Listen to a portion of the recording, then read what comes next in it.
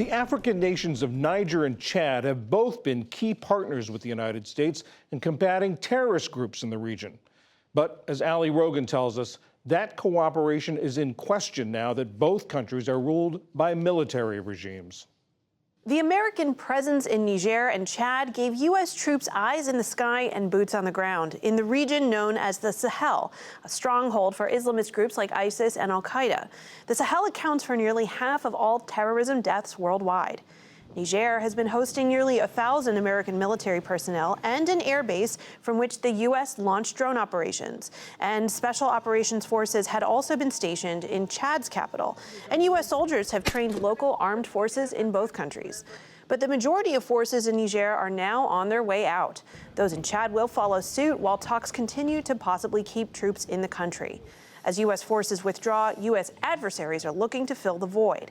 Russia has sent military instructors to Niger, and Russian President Vladimir Putin hosted Chad's junta leader in Moscow this year. J. Peter Pham is former U.S. ambassador and special envoy for the Sahel region and a distinguished fellow with the Atlantic Council. Peter, thank you so much for being here. Pleasure to be with you, Ali. How significant are these departures?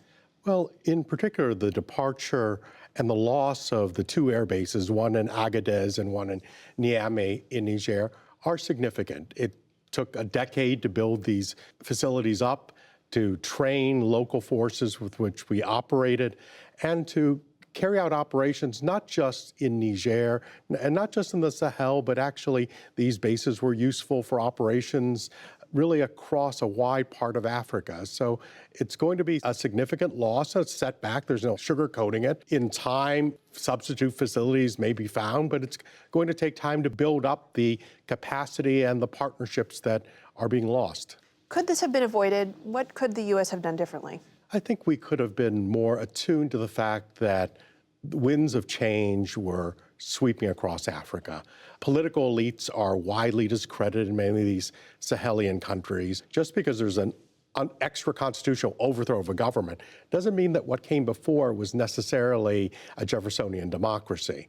And also, quite frankly, our French friends and allies, they're old partners, but they've got a lot of baggage in this region, and they were the first kicked out. There's widespread unrest about them, and there's been some tainting by association. So we could have been probably managed the situation much better in terms of being attuned to what was happening, the dynamics, and also engagement with the regimes that have emerged. And of course, what was happening are 8 military coups in West and Central Africa since 2020. Why have they swept the region like they have?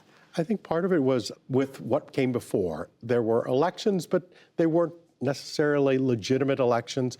And even where they were democratic elections, these were young democracies where governments were failing. When I was special envoy, I kept repeating that the region had a crisis of state legitimacy. The governments were not providing basic goods, services, and protection to their people. And so what people want is protection, security, and I'm not saying military guys are the solution, but they present an easy, credible solution compared with some of the civilian leaderships that came before. What does it say about these junta leaders that they've all been shunning leaders from the West, the United States, also many colonial powers, including France? Well, I think the one big mistake we make is to try to force them to choose us or the other guy. And I'm not, by any stretch of the imagination, anyone who knows me knows I carry very little water or any for our Chinese or Russian friends. But they're offering facile solutions. And when we tell them us or them, very often, because they can deliver quickly and immediately, that becomes the easy one for the juntas or other leaders to opt for. We have to figure a way to maintain our conversations, maintain our strategic objectives, while at the same time not betraying our values. And it's a tough balancing act. Niger, this decision does seem final. The troops are leaving. But in Chad, though, is there a little more wiggle room there? There are talks going on. Could these troops actually come back to the region? Well, I think the Chadians raise in their note a legitimate question. What are our forces doing in Chad? It's been several years since we've had direct military-to-military training assistance of the normal kind that one has troops station these countries for. And part of it has to do with the nature of the regime in Chad, events that have occurred. I'm not trying to be an apologist for, but at the same time, they have a question asked. They're also going through an election period right now, which is a period of a little bit of turbulence.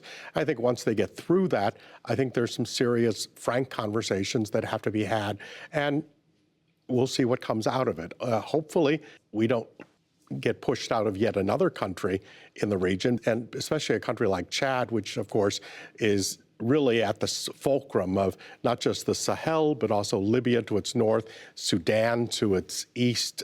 But it's been several years since Congress and the administration have given military assistance or training to the Chadians. Now, part of that was due to the nature of regime transition in that country. But at the same time, the Chadians have a right to ask, well, if you're not here to train us, what are you here to do?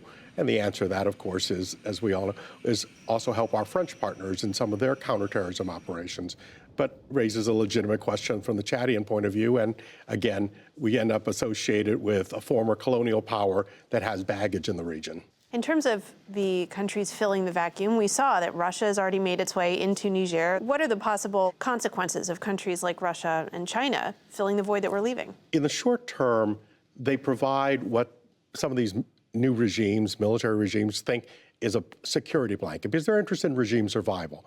Now, whether what they provide is actually useful to that end, that's a different question. But in the long term, are they capable of providing the military assistance, the training, which was very effective in Niger, that the U.S. and our European friends have provided? Are they capable of providing the economic and development assistance that the U.S. and our European friends have provided for the decades? And the answer seems to be no. In the short term, the juntas may benefit. In the long term, it's the people of Niger, of Mali, Burkina Faso, of Chad, countries in the Sahel who ultimately may pay the price for short-term decisions. J. Peter Pham, former U.S. ambassador and special envoy for the Sahel region, and now a distinguished fellow with the Atlantic Council. Thank you so much. Thank you for having me, Ali.